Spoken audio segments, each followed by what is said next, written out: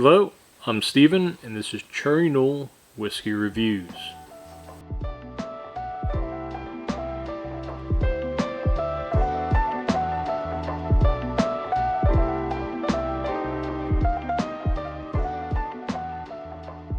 Today we are taking a look at Joseph A. Magnus Cigar Blend.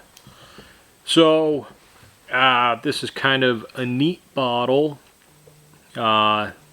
Joseph A. Magnus only makes around 500 of these specific batches per year. This happens to be batch 203 and bottle number 85. I can't tell with the writing. It kind of looks like 57.40 as far as alcohol per volume. It could be 51. I'm not 100% sure on that. I'm sure the taste should give it away a little bit. But very nice labeling, very brown. I guess because it's a cigar blend, they're kind of going for a kind of cigar wrap, tobacco leaf type of styling as far as the label itself, with kind of rich goldy brown lettering and artwork.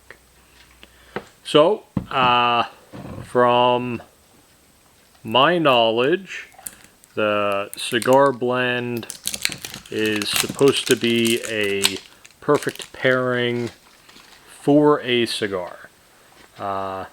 I personally don't smoke cigars, but if I think that it is a good pairing, I've got a friend who does smoke cigars, so I'll have to invite him over or bring this bottle to him to see what he thinks of it pairing with a cigar.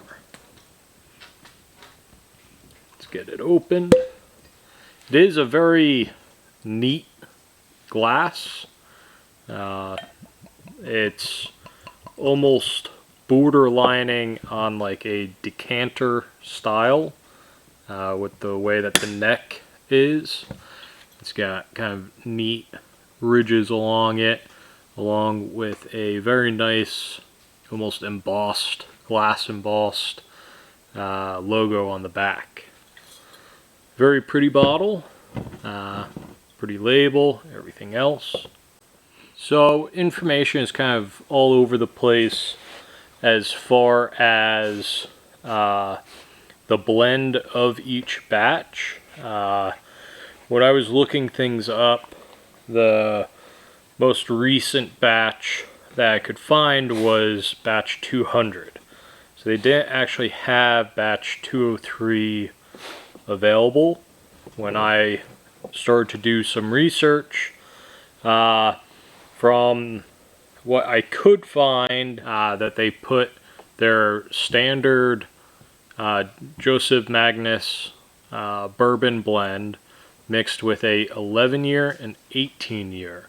So adding that little bit more of a age statement to the blend of this should bring out some more of those leather and deeper, richer flavors, as well as finishing it in a Armagnac cask.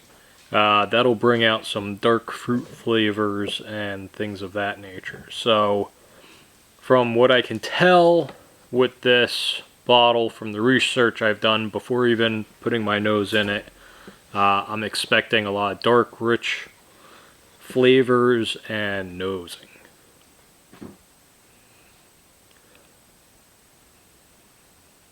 So right off the start, the Armagnac is definitely very present. You get like figs and prunes and really dark, rich flavors like that. A little bit of raisin. And then that kind of leads into a vanilla, toffee, almost like almond type floralness. It's also got like a decent amount of caramel toffee in there as well before it kind of gets into the oak and leather, kind of those aged notes. Definitely a very pleasant nose. I'm really enjoying the nose quite a bit. It's got a lot to unpack, which is really great. It's definitely rich and sweet, and just all around a really pleasant nose. So let's get into it and see what the taste has in store for us.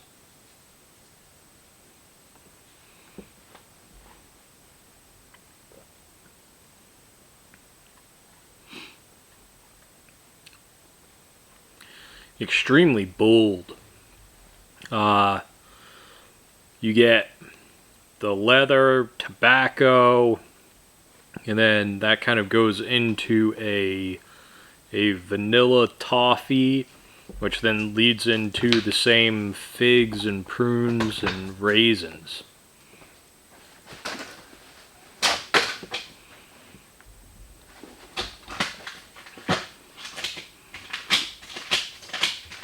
It's extremely sweet up front.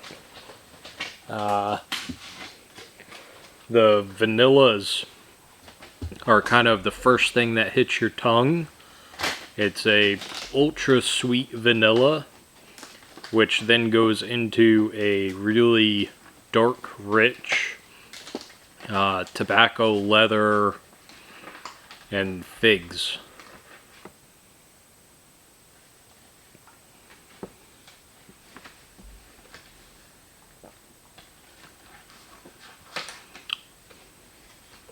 Extremely bold. I can't get over how much flavor there is in it.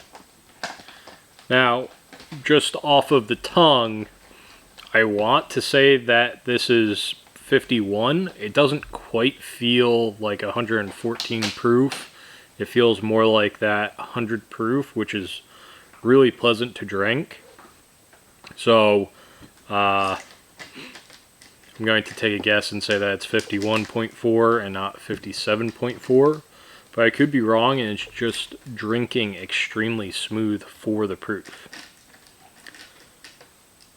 But with as rich and flavorful as this is, I could definitely see it standing up to other robust flavors. So if you're smoking a cigar, that flavor is extremely bold, and you would need something as bold as that to compare or contrast with a cigar.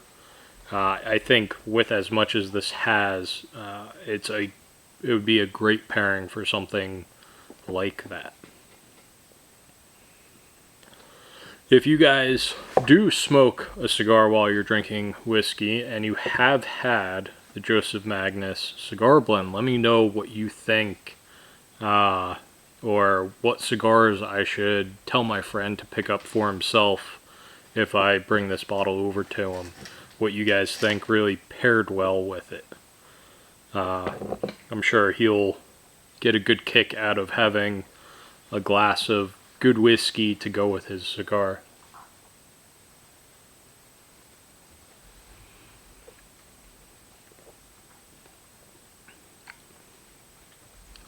Yeah, the finish isn't overly oaky either. With a 18-year bourbon blended in this, you would expect a lot of oak presence, but for the most part, it's almost non-existent. It gets buried in all of the other flavors. So for someone who's not a huge fan of oak, this may be a good offering for you, even leaving the cigar completely out. Extremely flavorful, a lot of rich flavors, that toffee caramel and the fig and raisin, along with the vanillas. Everything balances out everything else, despite it being extremely flavorful.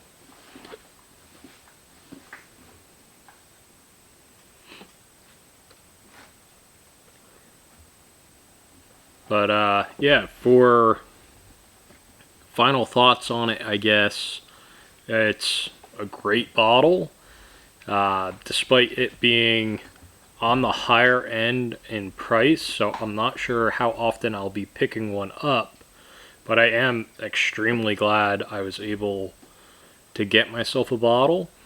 I would say if you have a whiskey bar or someplace else that might actually have a bottle of this on the shelf, it'd probably be worth getting a pour of it. I know some whiskey bars and bars themselves will do a 1 ounce pour, so if they're charging something crazy for a 2 ounce pour and you don't want to spend that much money on a single glass of whiskey, just to give it a taste, I think even getting a single like a 1 ounce pour for $20 might be worth it, just so that you can say that you've had it. And with all that being said, thanks for watching. Make sure to like, comment, subscribe, and I'll catch you on the next one.